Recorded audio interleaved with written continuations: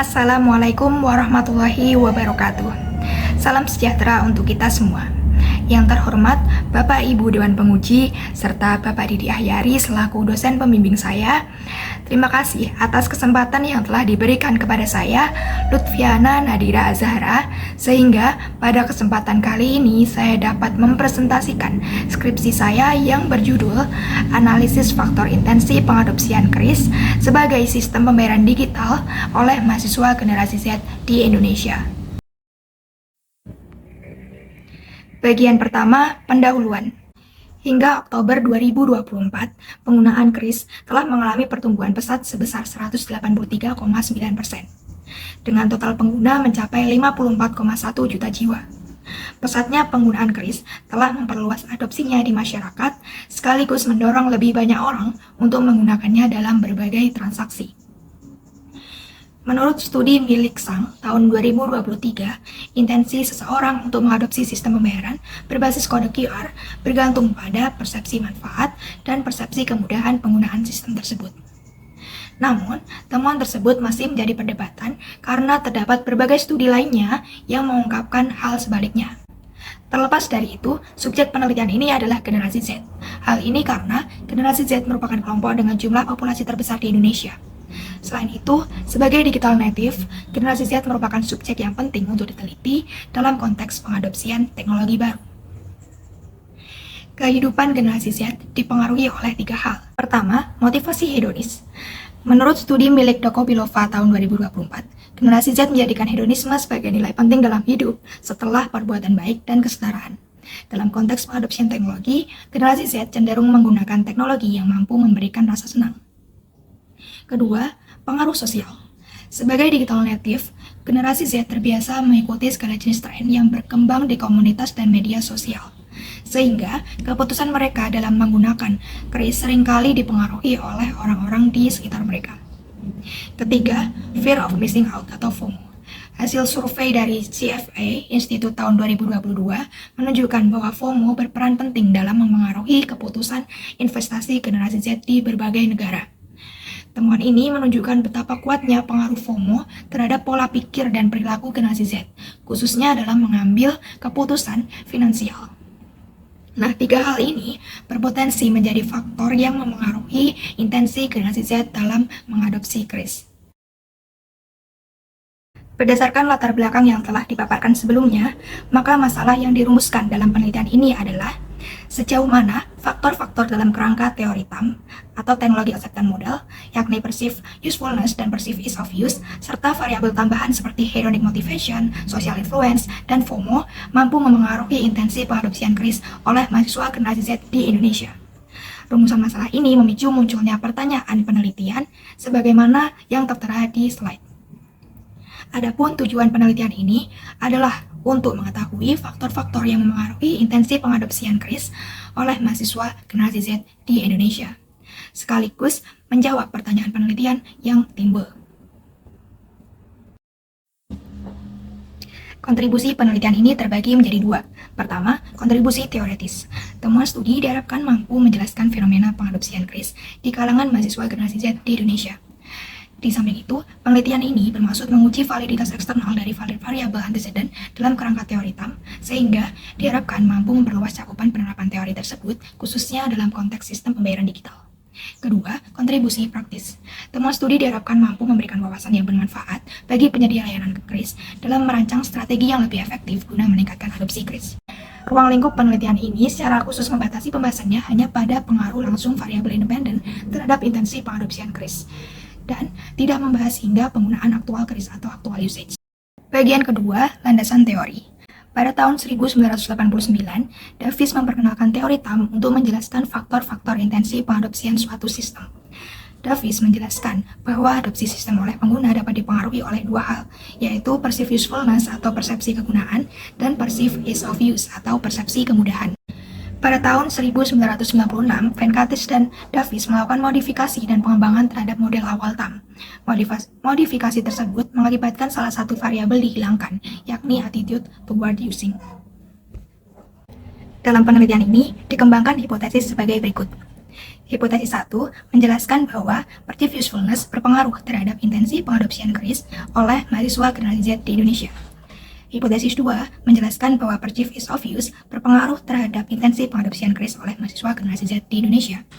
Hipotesis 3 menjelaskan bahwa hedonic motivation berpengaruh terhadap intensi pengadopsian keris oleh mahasiswa generasi Z di Indonesia. Hipotesis 4 menjelaskan bahwa social influence berpengaruh terhadap intensi pengadopsian keris oleh mahasiswa generasi Z di Indonesia.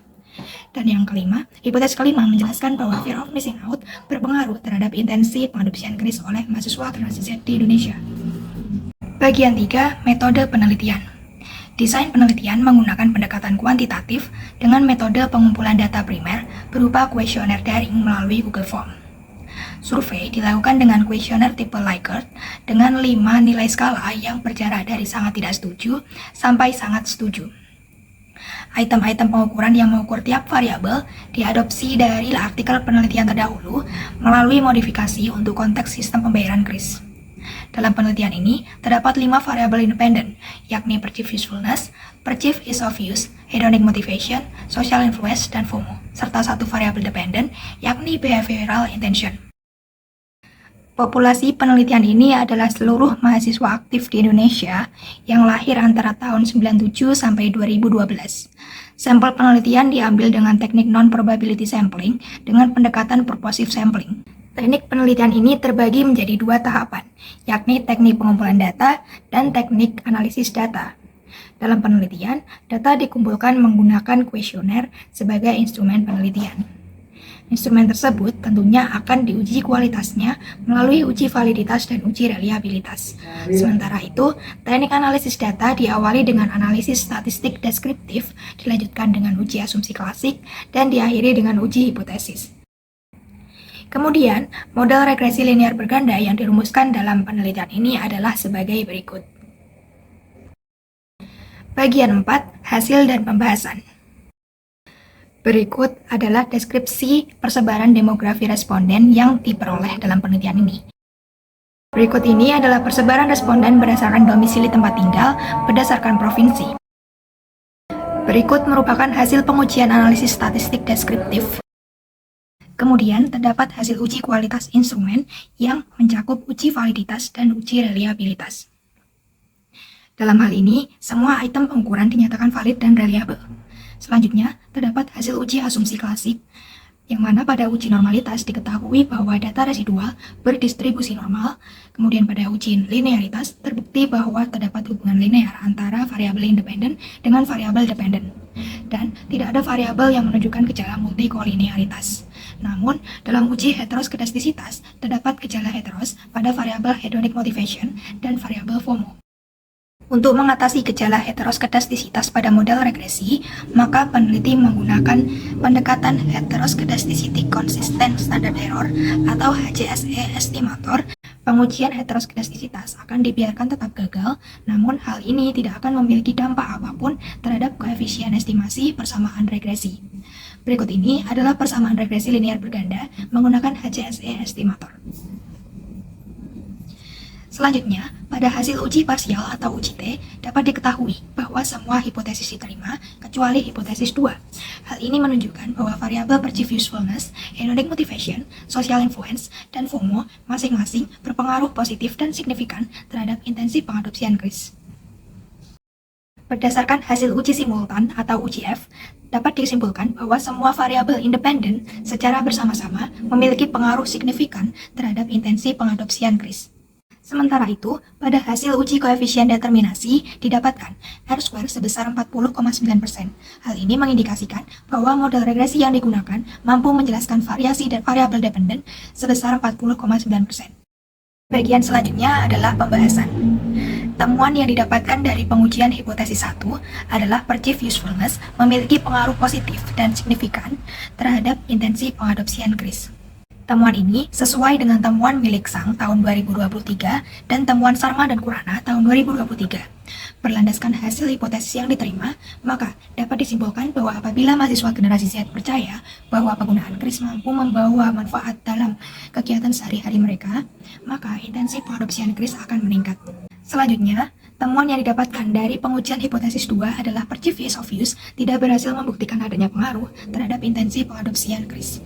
Temuan ini tidak sesuai dengan hasil penelitian Salah dan Ayas tahun 2024 dan temuan milik Sarma dan Kurana tahun 2023. Meskipun demikian, terdapat beberapa penelitian yang mampu mendukung penolakan hasil pengujian hipotesis 2 ini.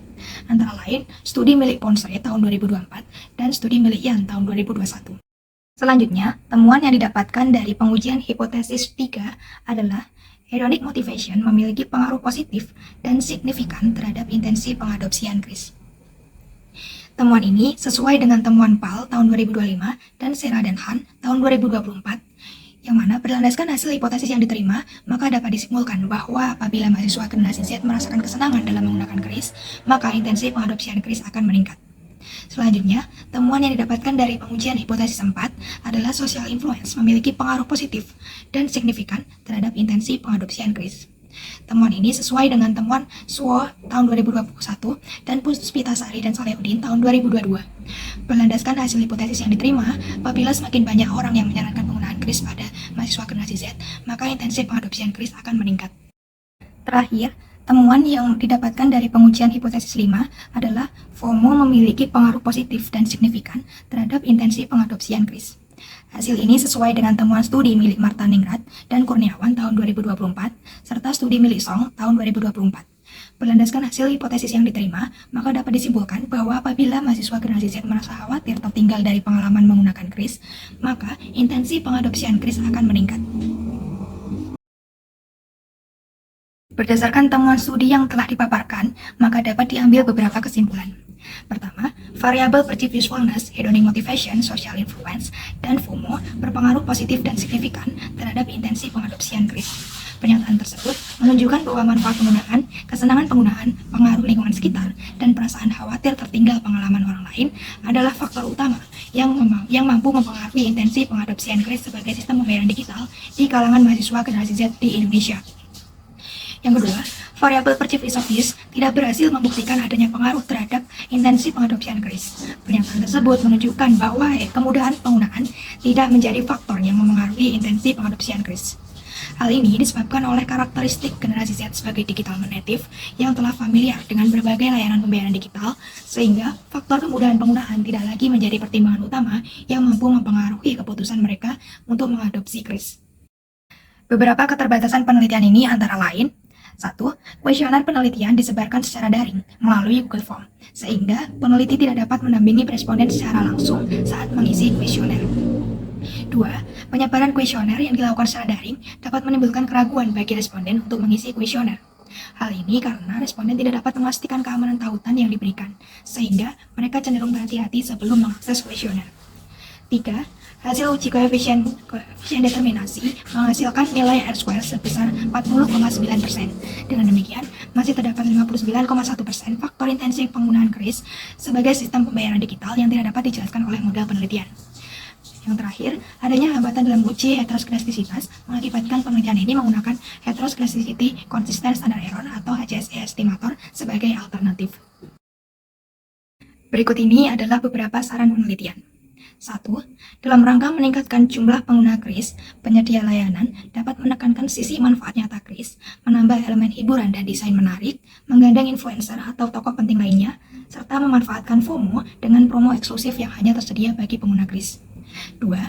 Ruang lingkup sampel dalam penelitian ini sangat luas. Penelitian selanjutnya dapat mempersempit cakupan sampel dengan berfokus pada wilayah tertentu.